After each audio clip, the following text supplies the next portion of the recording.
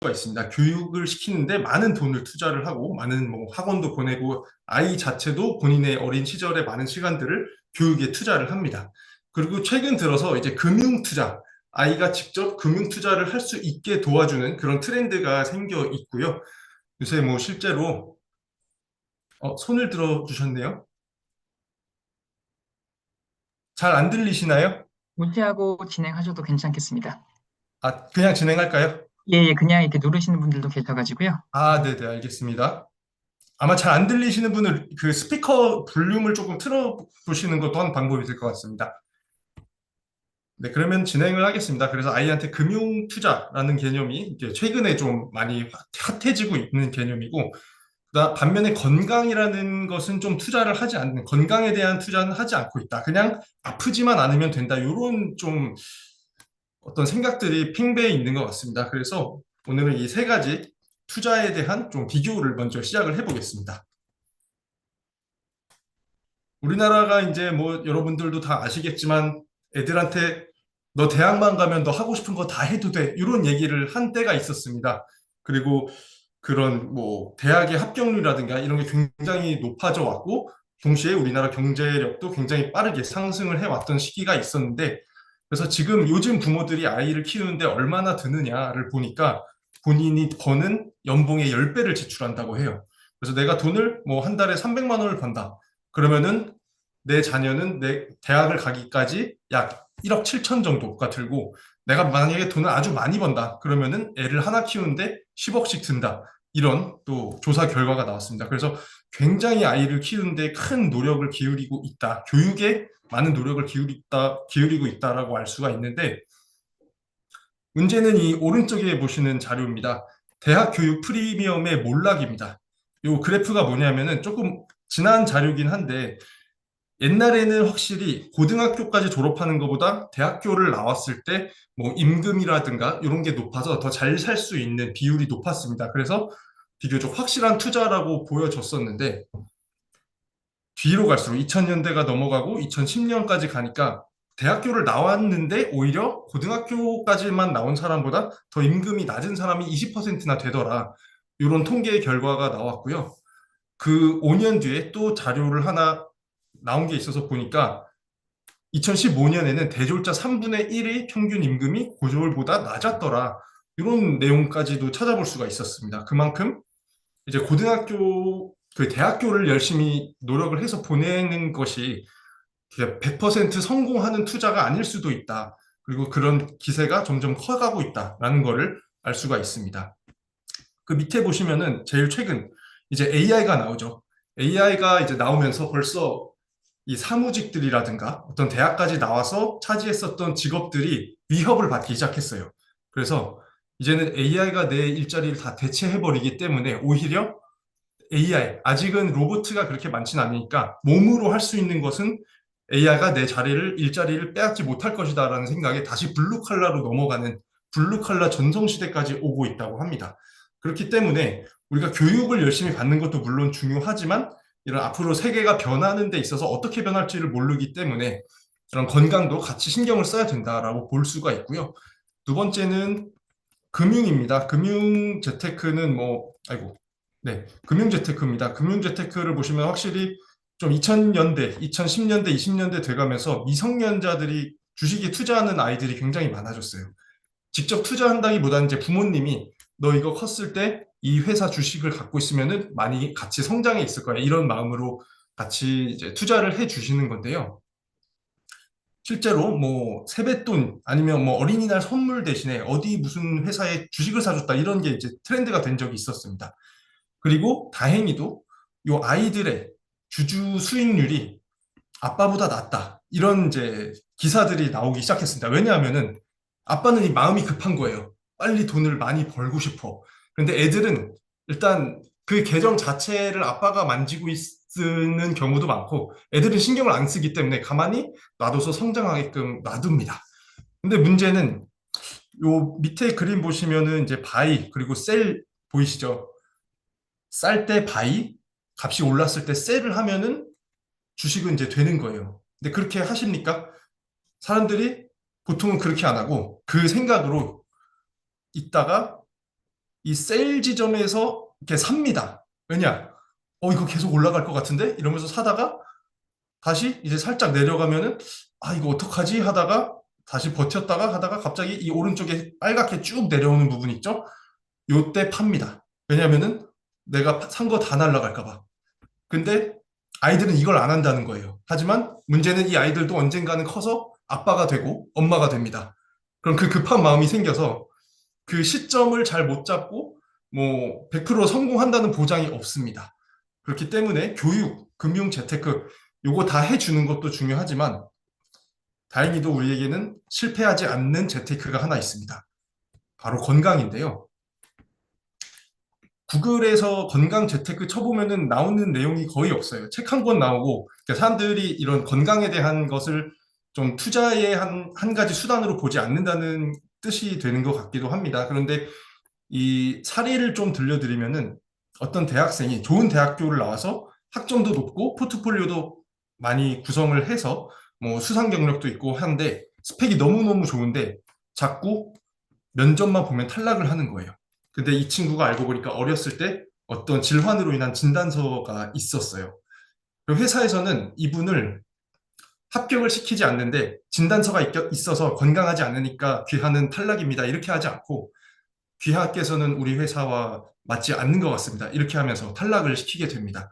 그렇기 때문에 우리가 알게 모르게 건강이라는 것이 굉장히 중요한 스펙이 되고 또 앞으로 어떻게 변해갈지 모르는 세상에서 살아남기 위한 유일한 100% 성공할 수 있는 무기다라고 좀 알아두시면 좋을 것 같습니다. 이 밑에 있는 것들은 이제 건강을 어렸을 때 지키지 못하면은 나이 들어서 굉장히 의료비라든가 이런 동반 비용들이 커지게 된다라는 의미입니다. 그래서 성장기 건강 관리 가장 확실하고 효율적인 게 되겠습니다.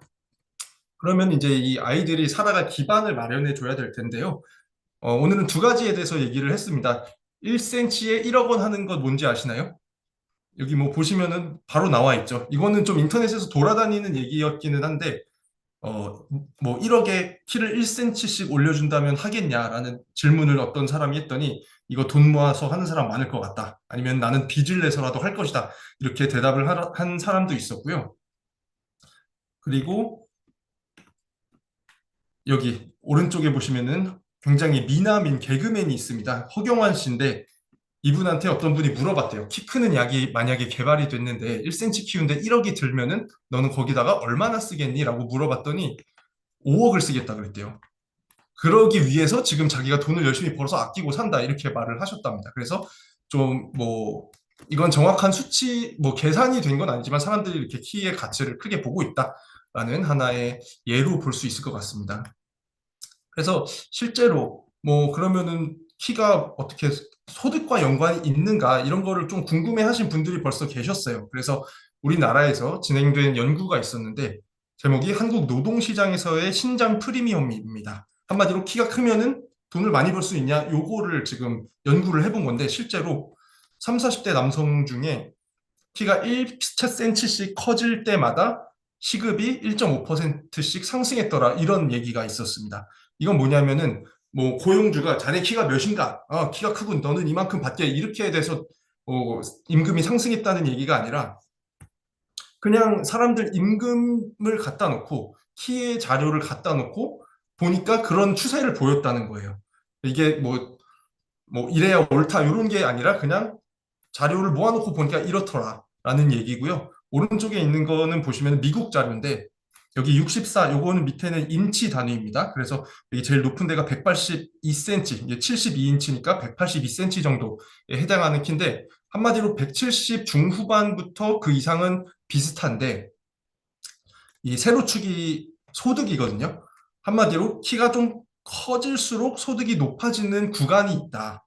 그리고 그 기울기가 가장 큰 곳이 좀 키가 작은 구간, 남자 기준으로 봤을 때 160 초반대부터 뭐 이 구간에 속하면은 키가 클수록 뭐 임금이 더 높아지는 경향이 뚜렷하다. 이런 게 있었습니다. 아까 그 개그맨 허경환 씨가 속하는 구간이기도 하죠. 그래서 뭐 소득까지도 연관이 있다는 걸 알아볼 수가 있었고요. 그다음에 학력과 관련된 연구도 있었습니다. 요거는 우리나라에서 한 연구는 아니고 독일에서 한 연구입니다.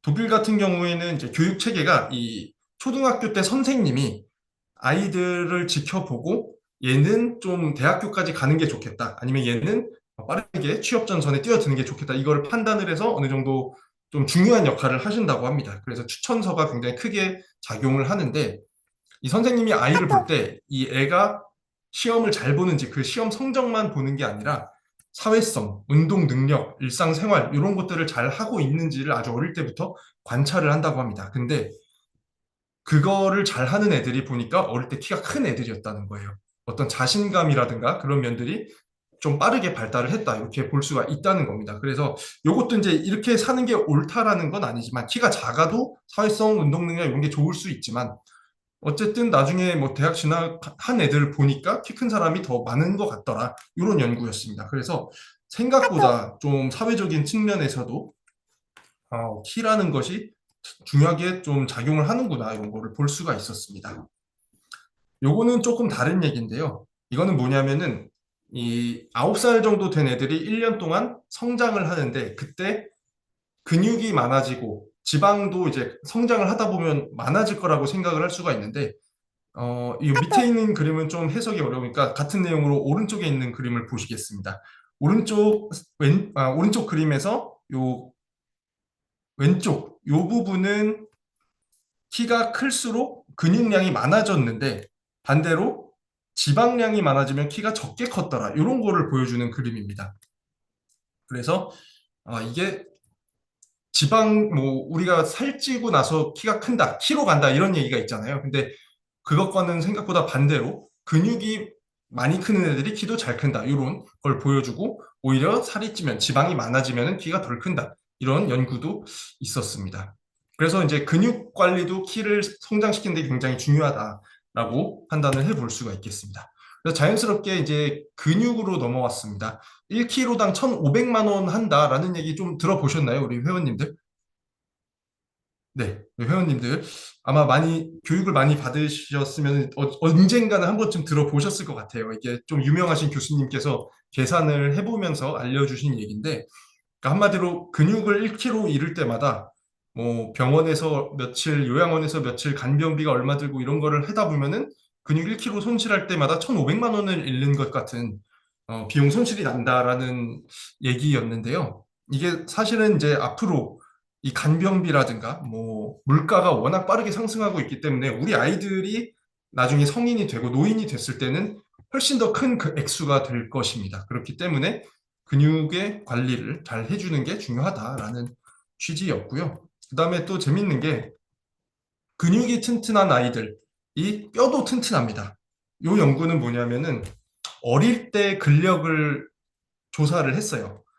손으로 꽉 잡을 수 있는 악력, 그리고 윗몸 일으키기를 잘 하는지 몇 번이나 할 수 있는지를 조사를 해서 이 초등학교 때 근력을 조사를 한 다음에 이 아이들이 성인이 된 15년 뒤에 뼈가 얼마나 튼튼한지를 관찰을 했습니다. 그랬더니 어릴 때 근력이 강하게 나온 애들이 성인이 돼서도 뼈가 튼튼했더라.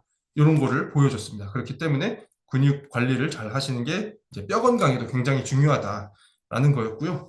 그 다음에 유전자 얘기가 또 나오게 됩니다.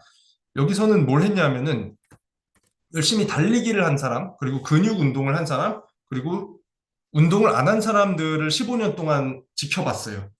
그리고 나서 이 사람들의 유전자 발현 정도가 얼마나 변화했나를 본 거예요. 제가 지금 드린 말씀이 조금 헷갈릴 수도 있는데 일단 유전자는 변하지 않습니다. 유전자는 변하지 않는데 이 유전자가 가지고 있는 여러 정보 중에서 발현이 되는 게 있고 발현되지 않는 게 있어요. 그래서 이런 것들을 통해서 우리가 어떤 환경에 적응도 하고 그러는데 유산소 운동을 했을 때 1,000개 이상의 유전자 발현의 변화가 나타났다라고 하고요. 근육 훈련을 했을 때도 26개 유전자의 발현 변화가 나타났다라고 합니다.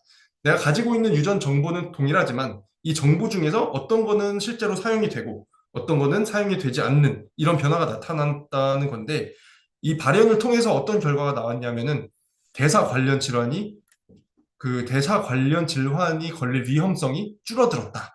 이렇게 나타났습니다. 그래서 뭐 근육도 키우고 달리기도 하면서 운동을 하면은 그냥 그때 힘이 세지고 마는 게 아니라 성인이 됐을 때 대사 질환에 대한 위험성도 좀 낮출 수가 있다. 이렇게 이해를 하시면 되겠습니다.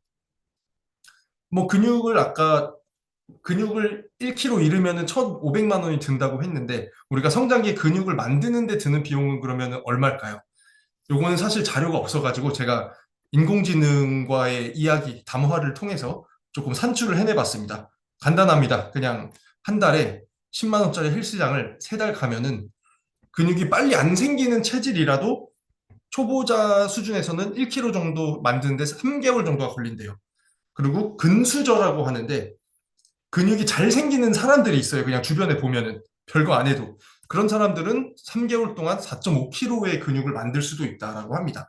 어쨌든 중요한 거는 우리가 근수저가 아니더라도 한 30만 원 정도만 투자해도 1,500만 원짜리 근육을 만들 수 있다. 뭐 이런 얘기입니다. 그래서 50배의 성과를 얻을 수 있는 게 바로 근육에 대한 투자이기 때문에 반드시 해야 된다. 그리고 이건 실패하지 않는다라고 말씀을 드리고 싶습니다. 그래서 여기까지 한번 정리를 해보면은 일단 건강에 대한 투자는 실패하지 않는 투자다. 나머지 교육에 대한 투자나 금융 투자는 솔직히 세상이 어떻게 될지 몰라요. 어떤 나라의 뭐 리더가 누구랑 사이가 안 좋아서 뭐 그랬는데 왜 내 재산이 떨어지냐 뭐 이런 상황을 겪을 수도 있거든요.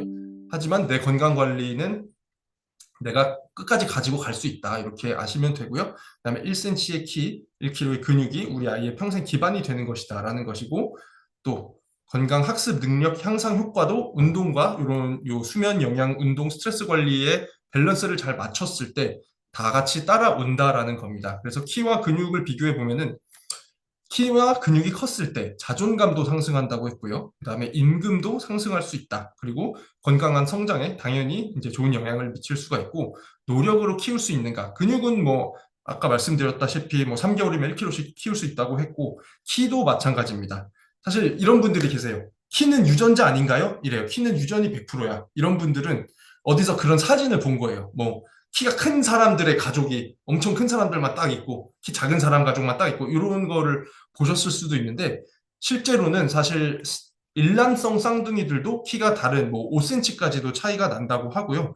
만약에 유전자가 100%였으면은 같은 유전자를 가진 집단, 예를 들어 지금 북한이 있잖아요.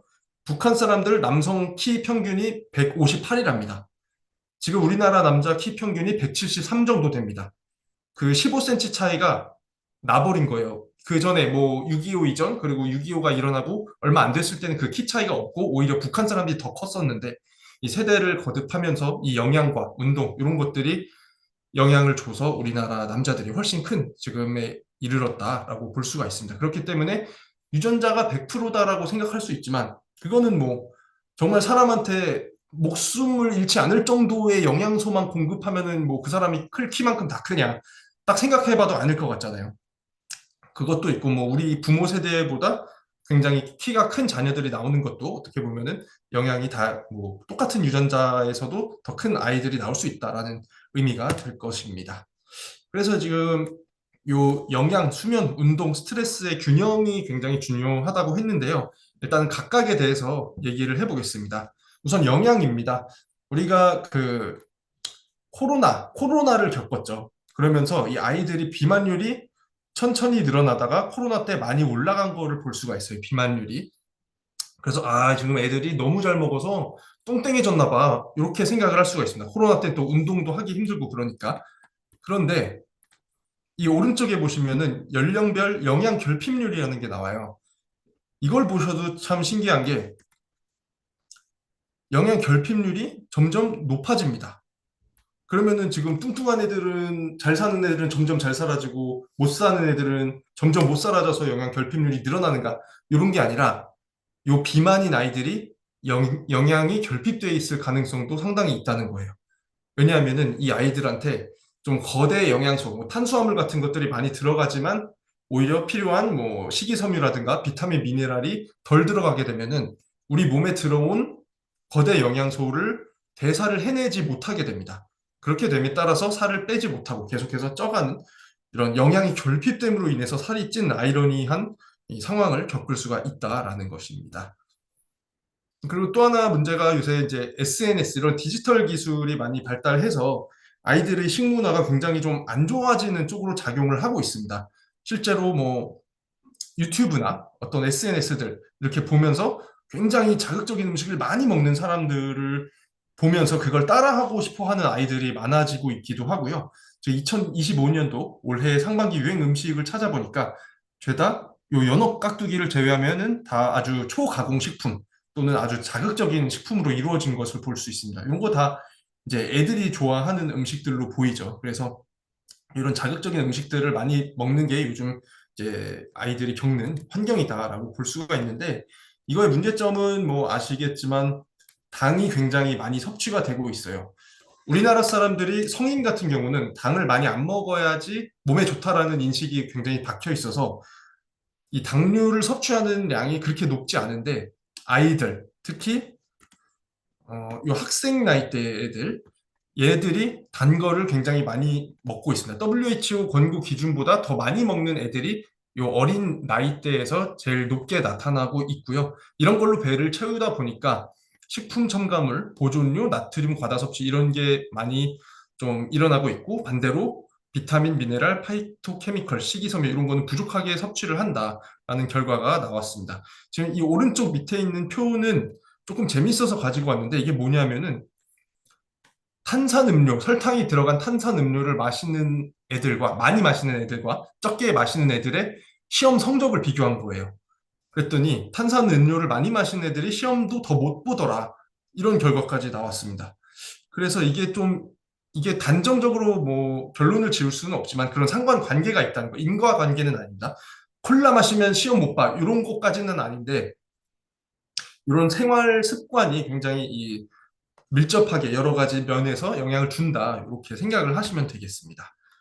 그리고 또 하나의 문제점은 칼슘 섭취가 굉장히 부족하다라는 겁니다. 우리나라 어린이와 청소년 80% 이상이 칼슘을 부족하게 섭취를 하고 있다고 합니다. 가장 부족한 영양소이고요. 또 아까 짠 거, 자극적인 거 많이 먹는다고 했는데 이 나트륨을 많이 먹었을 때 또 안 그래도 적게 먹은 칼슘의 흡수가 더 떨어지게 됩니다. 그래서 이 칼슘 적게 먹고 나트륨을 많이 먹으면 더 안 좋다라는 것이고요.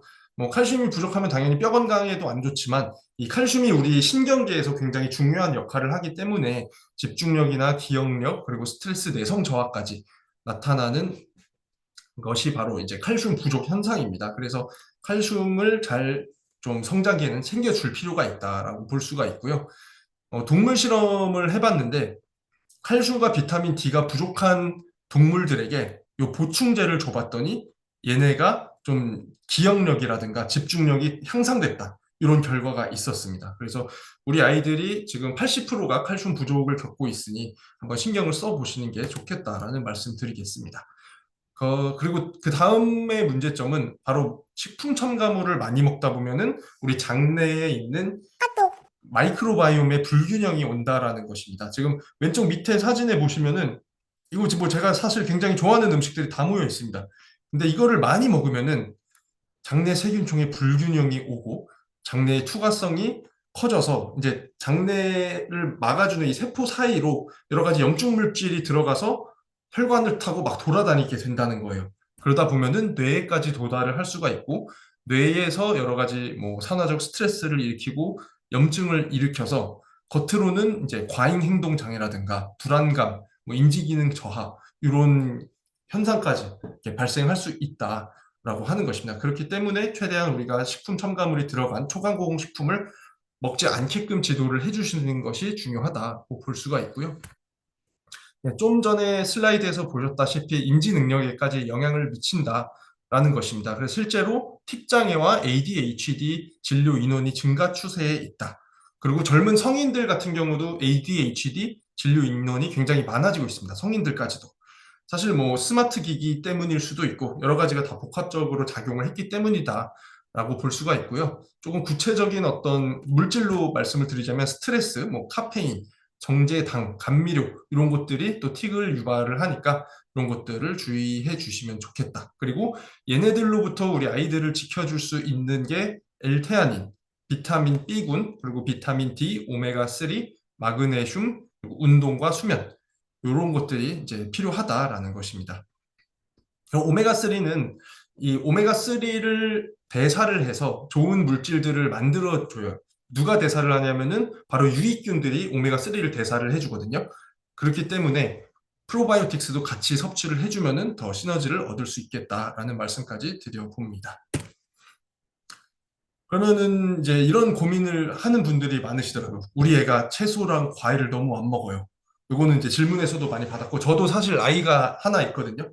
걔가 지금 만 4살이에요. 그래서 채소를 보면은 이거는 먹을 음식이 아니다라고 생각을 해요.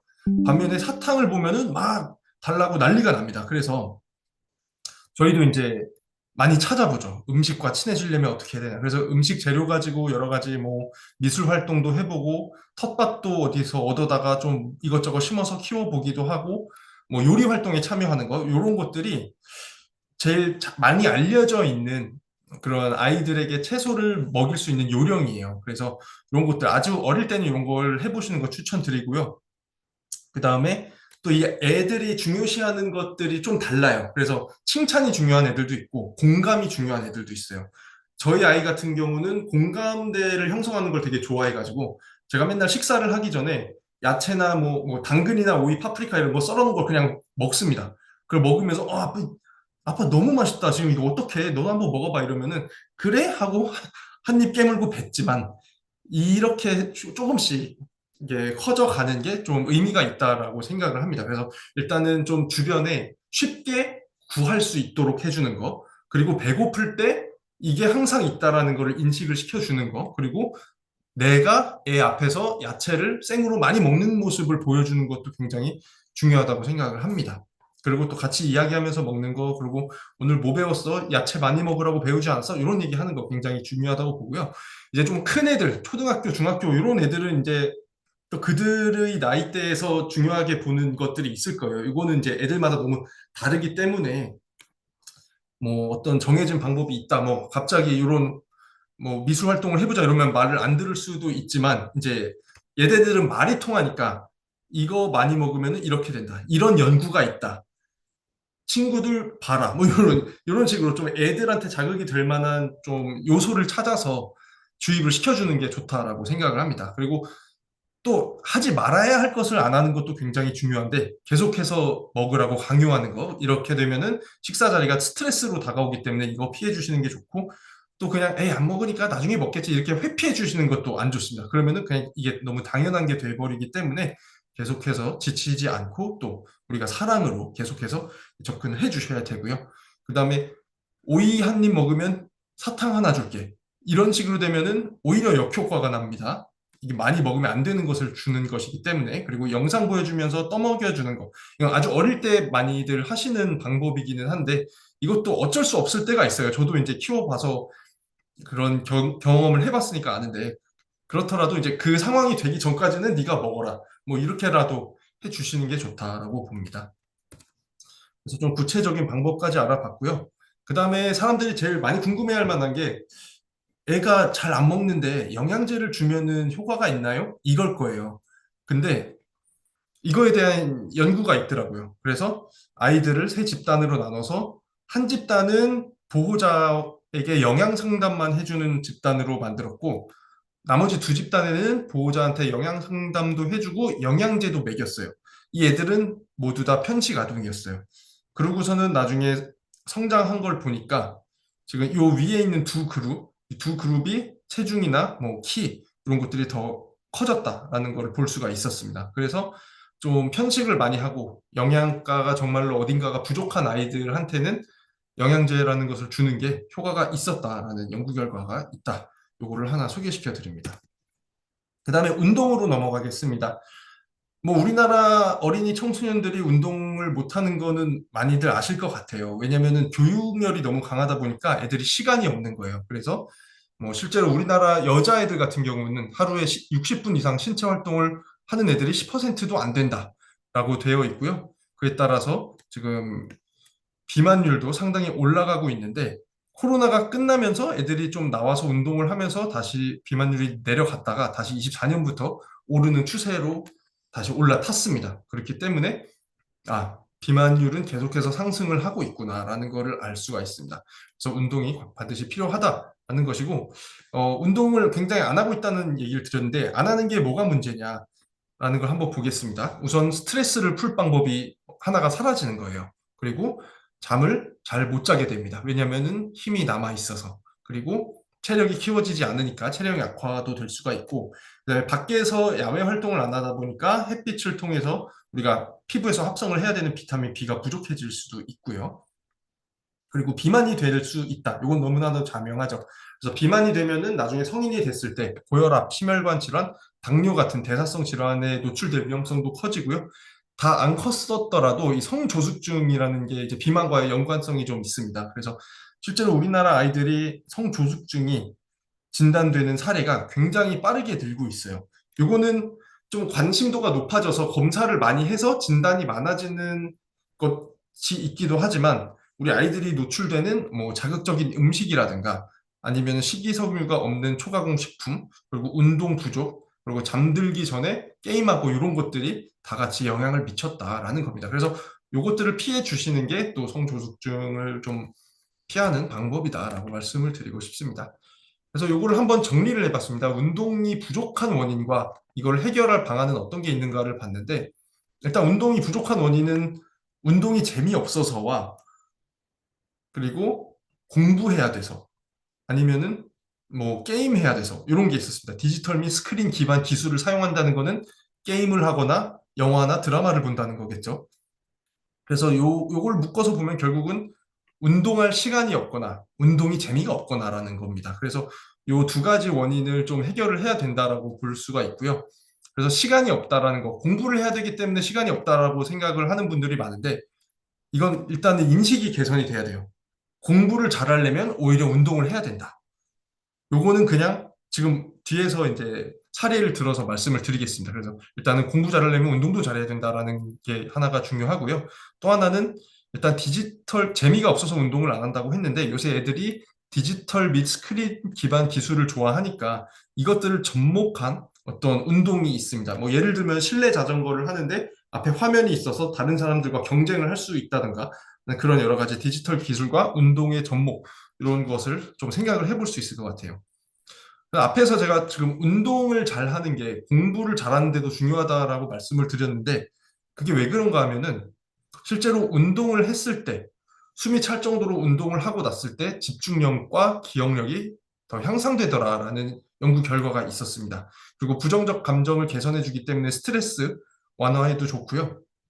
이 오른쪽에서 보시는 것처럼 실행 능력, 절제 능력, 공간 지각 능력, 그리고 움직임의 속도, 이런 것들이 향상이 돼서 결과적으로는 좀 학습 능력의 향상에까지 이어진다라는 것입니다. 그리고 또 하나는 오메가3와 시너지 효과가 있어요. 그래서 오른쪽 밑에 보시면은 이 오메가3와 학습 능력 향상 간의 관계를 본 연구인데, 이 컨트롤 그룹에 비해서 DHA, 오메가3 중에 하나죠. 요거를 섭취한 그룹이 두뇌 가소성이라고 하는 우리 학습과 연관된 어떤 특성이 더 증가했다라는 걸로 이게 나타났고, 더 재밌는 거는 이 오메가3를 섭취를 하면서 운동을 했을 때 그 증가폭이 굉장히 커졌었다라는 것입니다. 그래서 운동도 하고 오메가3 섭취하면은 시너지 효과 얻을 수 있다라고 했고요. 아까 프로바이오틱스 같이 드시라고도 말씀을 드렸습니다. 그다음에 뭐 실험실에서 한 실험뿐만 아니라 실제 이 미국에서 굉장히 유명한 스토리가 하나가 있어요. 그래서 제가 하나 소개를 시켜드리겠습니다. 이게 어떻게 된 거냐면은 이 시카고 근처에 근교 도시로 네이퍼빌이라는 도시가 있거든요. 이 여기에 있는 학교가 하나 있었어요. 이 학교는 애들이 공부를 못하는 학교였어요. 수학이랑 과학의 성적이 미국 내에서 거의 제일 하위권을 기록하고 있는 학교였는데, 어떤 체육 선생님이 한 분 오셔가지고, 아, 얘네들 아침에 수업하기 전에 달리기를 하는 체육 수업을 하나를 넣자. 이렇게 해가지고 1.6km 정도, 이제 미국에서 1마일 정도죠. 요거를 내가 최선의 속도에서 조금 낮게, 뭐 최고 속도의 8, 90%로 달리기를 한 다음에 그 다음에 수업을 시작을 한 거예요. 그랬더니 나중에 보니까 이 애들의 읽기 능력 그리고 문해력이 2배가 증가했고, 나중에는 이 미국 내에서도 하위권을 달리던 학교가 세계 과학평가에서 1위를 차지하게 됩니다. 그래서 이 영교시 체육을 하는 교육 시스템이 미국 전역으로 확대가 됐다라고 알려져 있어요. 그래서 아침에 운동을 하고 공부를 하는 게 굉장히 학습 능력 향상에 효과가 있다라는 걸 보여주고 있고요. 여기서 사용을 한 게 바로 이 워치 같은 거를 이용을 해서 내 목표 심박수를 한 150에서 180 정도로 유지되게끔 그 정도의 강도로 운동을 했다는 거예요. 그렇게 한 다음에 이제 수업에 임했을 때 더 오히려 수업을 잘 들었고 기억을 했다더라. 이런 얘기입니다. 그래서 이게 어떻게 보면 하나의 디지털 기술과 운동의 접목인 사례라고 볼 수가 있을 것 같아요. 또 중요한 건 이제 운동을 습관화하는 것인데 이게 제가 굉장히 좋아하는 사진입니다. 그 지금 12월이죠. 지금 헬스장 가보시면은 아무도 없어요.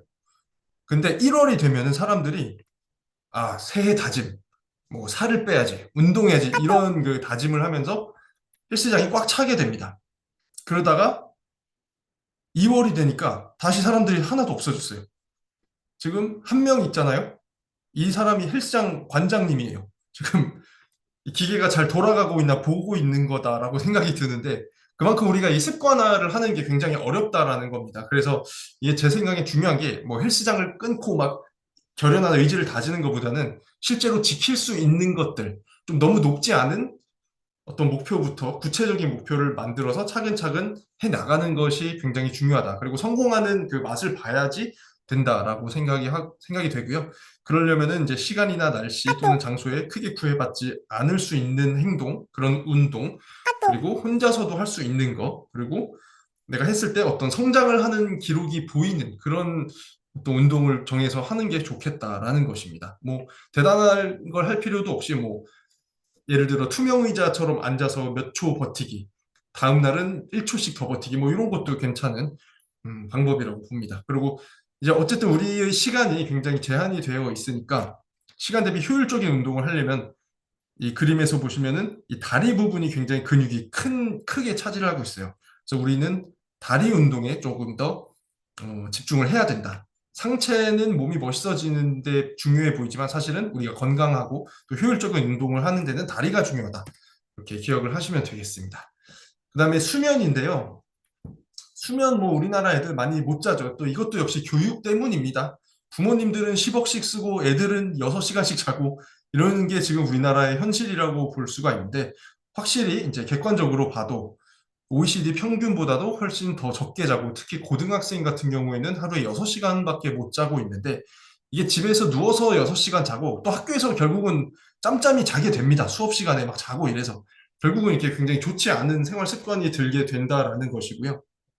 그렇게 되면은 이 잠을 좀 깊게 잘 때 성장 호르몬이 피크를 치는데 이런 기회를 좀 박탈당할 수도 있고 다음날 학업 뭐 다음날 생활을 하는데 지장이 될 수도 있고 뭐 신체 기능이 회복할 시간이 부족하게 될 수도 있습니다.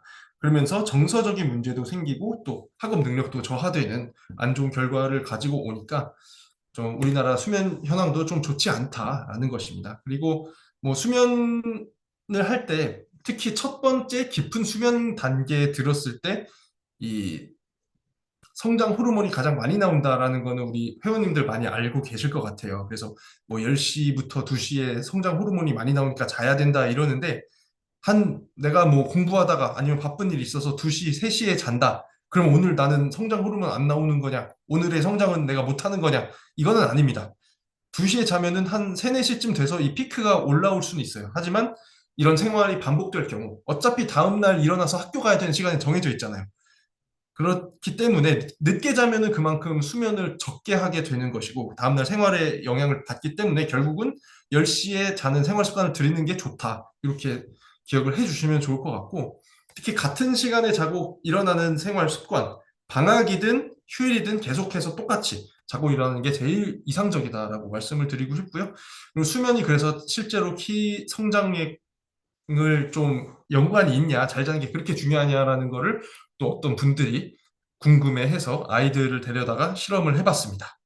아주 적게 자는 애들과 9에서 11시간 충분히 수면을 하는 애들이랑 비교를 해봤더니 확실히 여기 노멀이 이제 잘 성장을 한 애들이고 스턴트가 좀 성장이 멈춘 애들 그리고 여기 시비어리 스턴티드 얘네는 키가 아주 작은 애들이에요. 그렇게 봤을 때 수면 부족인 아이들이 아니면 아주 늦게 잔 아이들이 키가 좀 중간에 멈추는 경우나 아니면은 아주 작았던 경우가 더 많았다. 이렇게 나옵니다. 그래서 이게 하나의 근거로 이제 알고 계실 수 있습니다.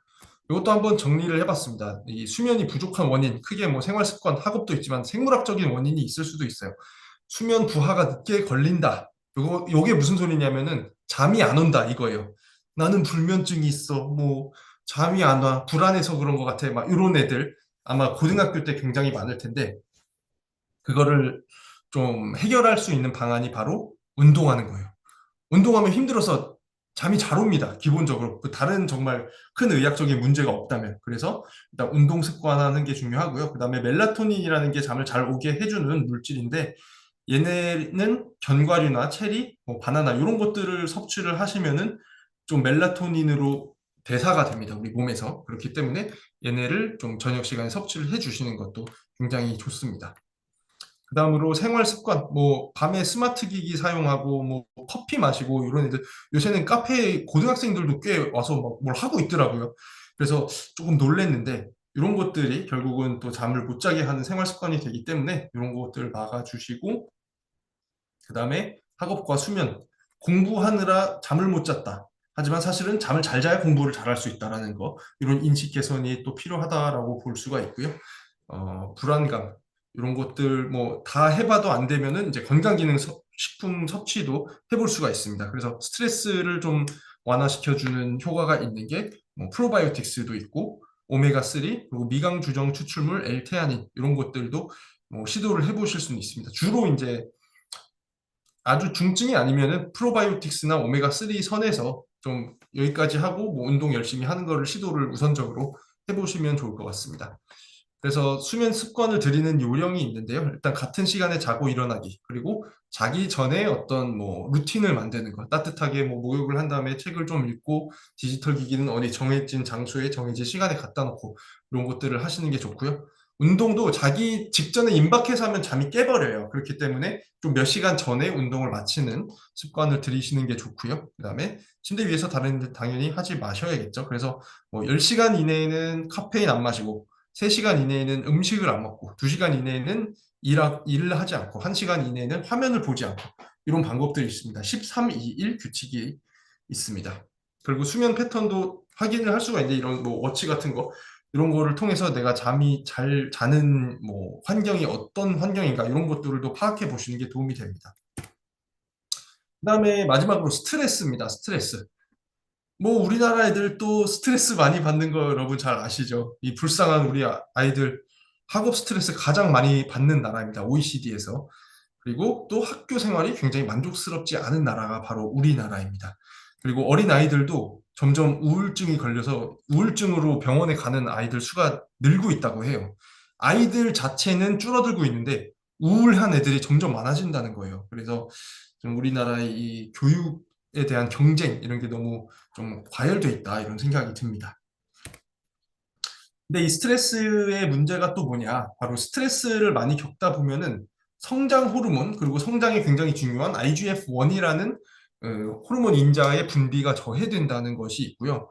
또 근육에 가서는 이 근육이 우리가 먹은 아미노산, 그러니까 단백질을 먹어서 아미노산으로 분해가 됐는데 이거를 근육이 흡수를 해야 되는데 이 흡수를 잘 못하게 됩니다. 또 하나는 이 호르몬, 그러니까 코티솔이라는 게 스트레스 호르몬인데 이것이 뼈가 성장하는 것을 방해하는 역할도 합니다.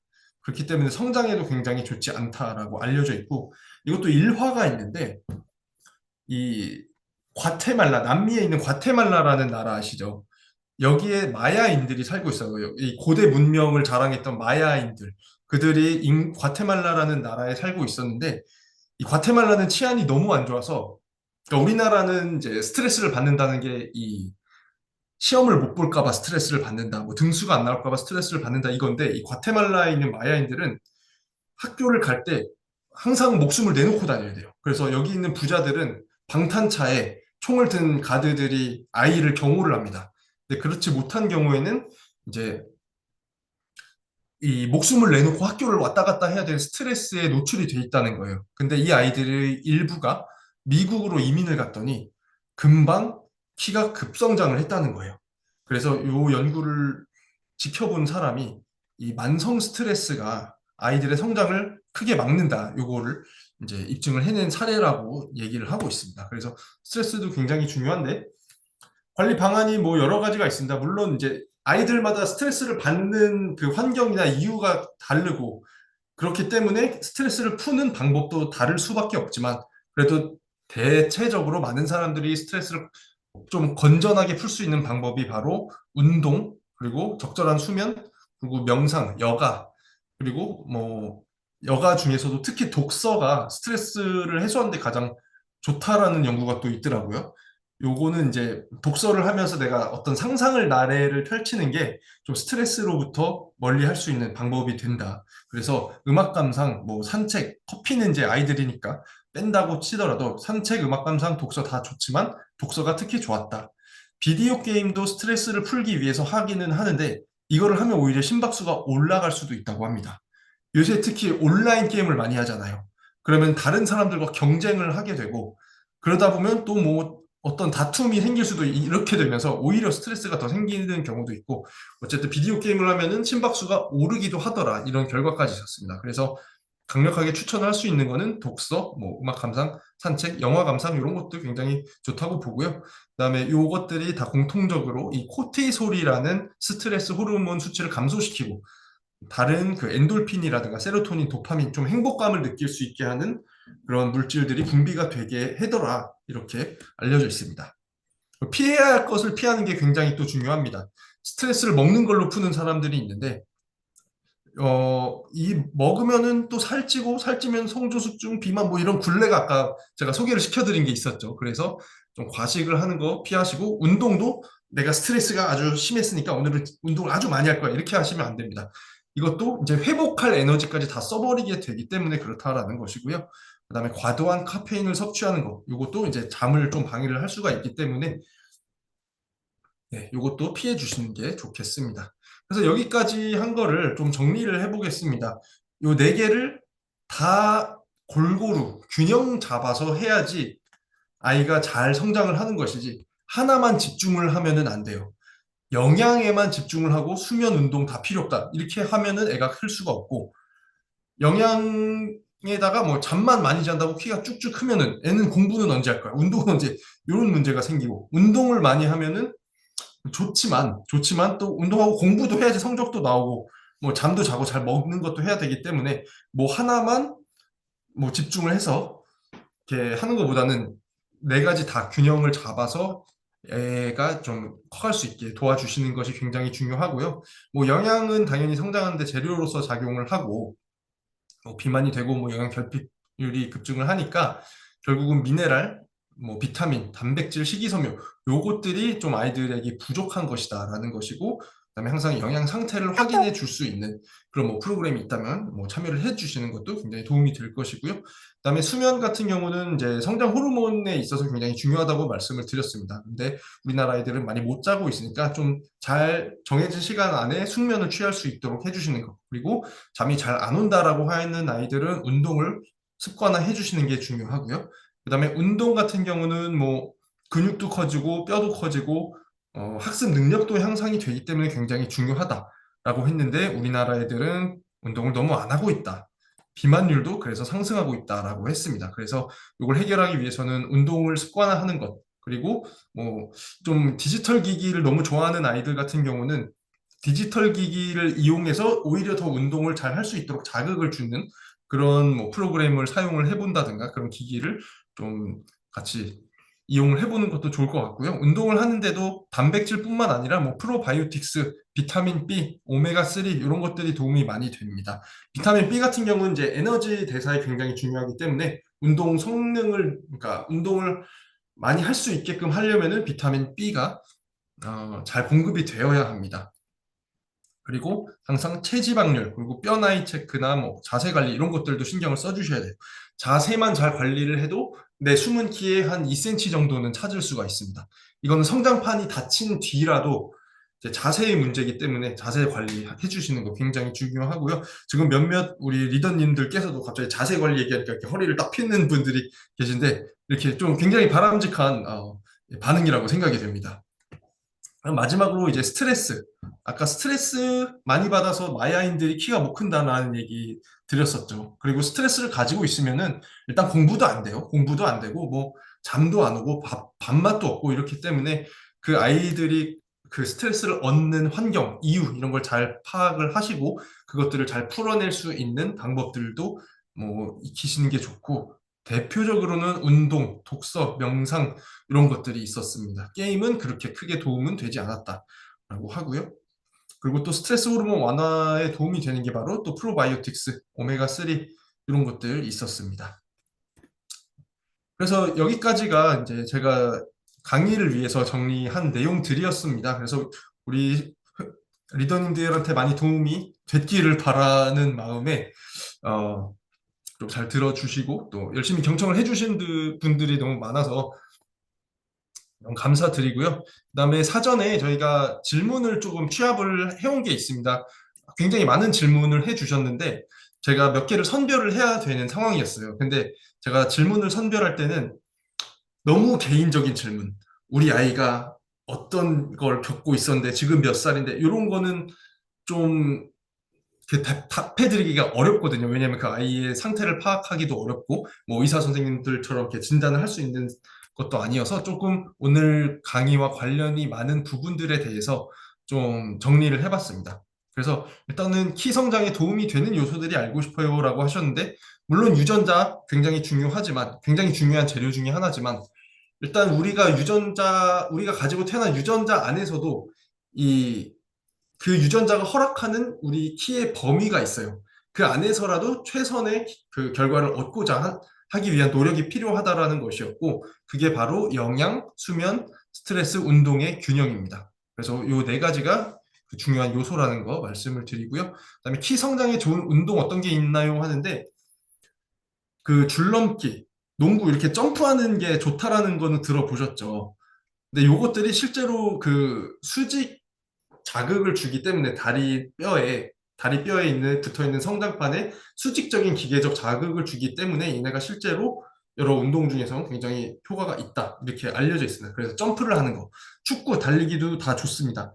다만 다치지 않게 하는 게 굉장히 제일 중요하다라고 할 수가 있고요. 그리고 또 재밌는 게 그 딩카족이라는 사람들이 있어요. 남수단에 사는 하나의 민족인데 우리가 이제 키가 제일 큰 사람들 하면은 네덜란드 사람들이 제일 크다라고 알려져 있는데 딩카족이라고 있습니다.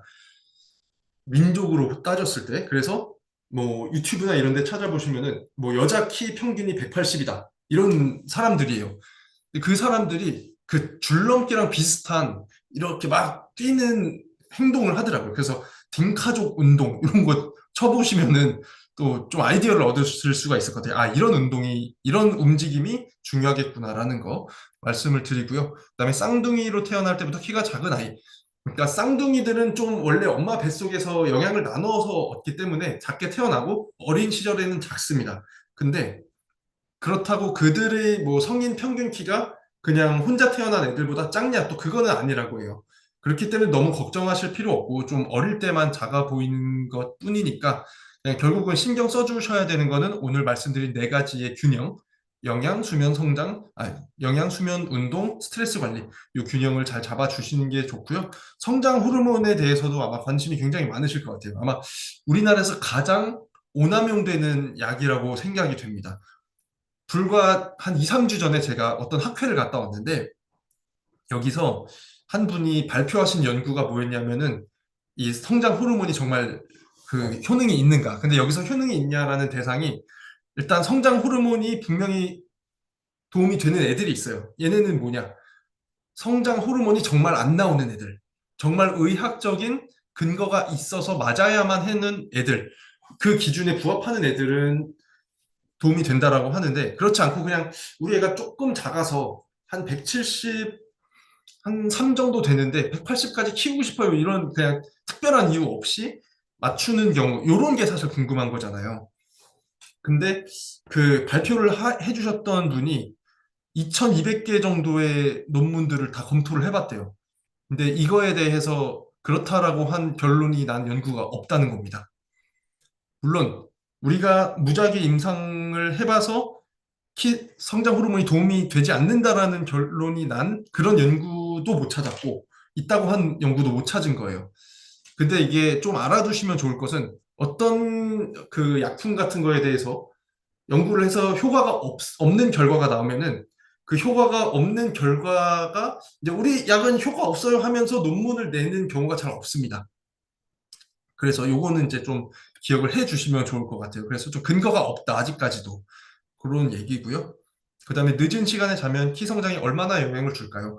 요거는 아까 말씀드렸다시피 뭐 너무 늦은 시간에 자서 깊은 잠에 빠질 시간도 없이 일어나서 다음날 일과 생활을 해야 된다. 이러면 정말 키에 안 좋은 영향을 주는 것이고, 뭐 가끔 가다가 뭐 내가 바쁜 뭐 데드라인 같은 게 있다. 중요한 시험이 있다. 이래서 가끔 뭐 하루 이틀 좀 늦게 자는 거는 크게 상관은 없다.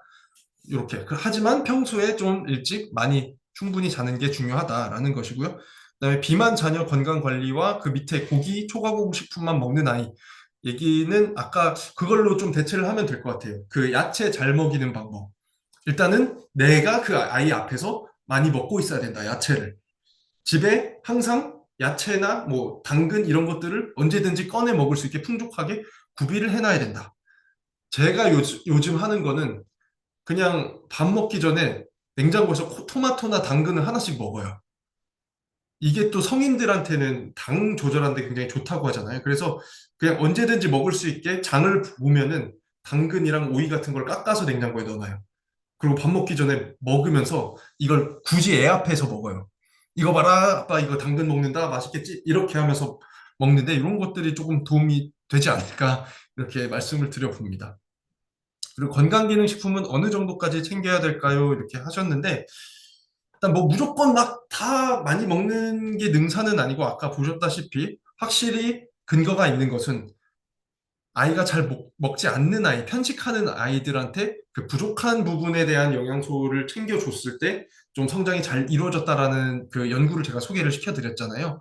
그만큼 우리 애가 잘 먹는 게 뭔지, 그리고 어떤 영양소가 부족할지 요거를 잘 파악하시는 게 중요할 것 같아요. 그리고 거기서 부족할 만한 거를 챙겨주시는 게 이제 가장 중요하고, 그냥 맘 편하고 싶으시면은 이제 기본적으로 종합 비타민이라든가 이런 거, 그리고 오메가3, 프로바이오틱스 이 정도는 뭐 깔고 가시는 것도 괜찮을 것 같습니다. 그래서 뭐 이렇게까지 오늘 질의까지 얘기를 드렸고요. 혹시 지금 1분, 2분 이렇게 시간이 아이고 조금 10시가 됐네요. 혹시 질문 한두 개만 받아볼까요? 네, 질문 있으신 분 두 분 정도만 그럼 받아보도록 하겠습니다. 채팅을 열어놨으니까요. 궁금하신 네, 지금 제가 채팅창을 보고 있습니다. 분들은 채팅으로 써주셔도 괜찮겠습니다. 일단은 지금 제일 먼저 말씀 주신 분이 박아람 리더님 이신데요. 야경증에 도움이 되는 영양소를 추천 부탁드려요. 성장판이 다쳐도 크나요? 지금 이렇게 나오고 있습니다. 일단 성장판 얘기는 아까 말씀을 드렸는데,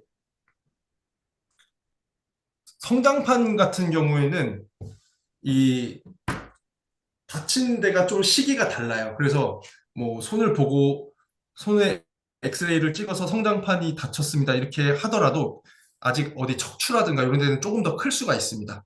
그래서 딱 성장판이 뭐 동시에 딱 다 다치고 키가 딱 멈추는 게 아니라 조금 더 클 수 있다는 거, 그 사이에 그런 게 있고, 그 다음에 아까 말씀드렸다시피 스트레칭을 통해서 좀 숨은 키를 찾을 수 있다, 이런 말씀들 드렸고요.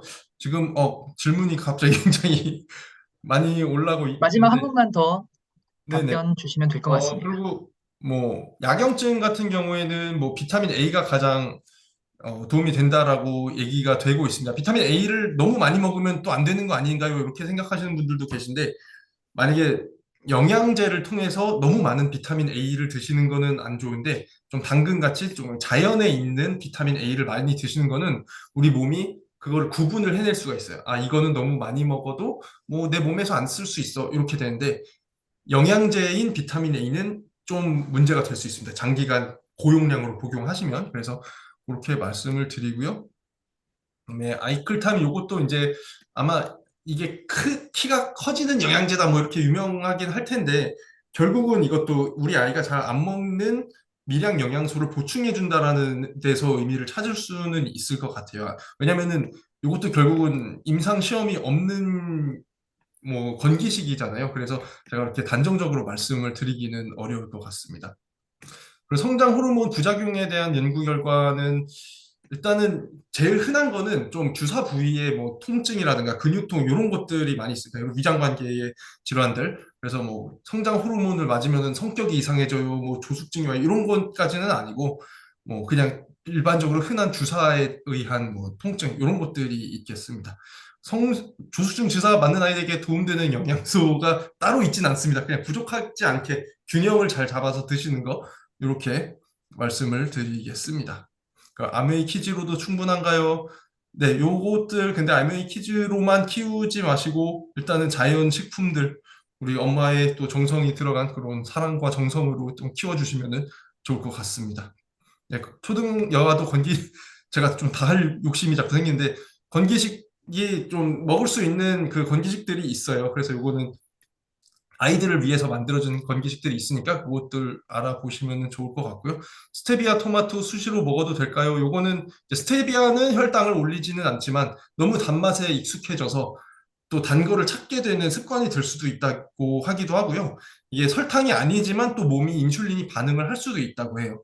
그래서 뭐 가급적이면은 그냥 너무 달지 않은 토마토 맛도 좀 좋아할 수 있게끔 지도를 해주시는 게 제일 뭐 이상적이다 이렇게 말씀을 해드리겠습니다. 그리고 3학년 생리는 네 요거까지는 제가 어려울 것 같아요. IGF-1 영양소 직접 먹는 게 좋을까요? IGF-1은 우리가 뭐 먹으면 이게 단백질의 형태라서 몸에서 좀 분해가 될 거예요. 그래서 그것보다는 우리 애가 이렇게 성장 호르몬이 잘 나와서 IGF-1으로 전환이 될 수 있게끔 이렇게 해주는 게 더 좋다라고 말씀을 드리겠습니다. 네, 그리고 오늘 시간이 조금 오바가 돼서 오바된 관계로 여기까지 하도록 하겠습니다. 너무 경청해 주셔서 감사합니다.